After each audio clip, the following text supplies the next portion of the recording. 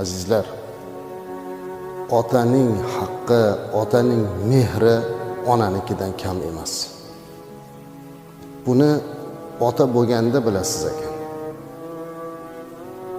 Bolangiz bemor bo'lganda sezasiz ekan.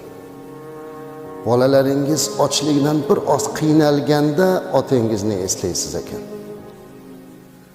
Ota bo'lishlik og'ir mashaqqat ekanini inson ota bo'lganda biladi. Bu yerda o'tirgan otalar o'tiribsiz. Ham otasi borlar, ham o'zi otalar. Ko'nglingizni ko'tarish uchun bir hadis aytaman. Rasulimiz alayhi salatu vassalam ota haqida bir ajib hadis aytgan ekanlar. Al-validu, ota dedilar. Absatu abvabil janna. Jannatning eshiklarining o'rtadagi eshigi dedilar.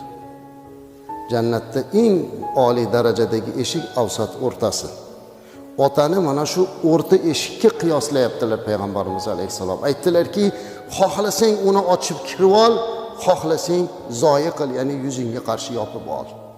Otangiz bormi deganda ko'targan qo'llaringiz bilan o'sha jannat darvozasini ochib oling. Ota shunday ulug' zot ekan azizlar. Bolasi uchun jonini berar ekan. Men buni aytishligimga sabab Jabir ibn Abdulloh degan bir sahobadan rivoyat qilingan bir hadis bor.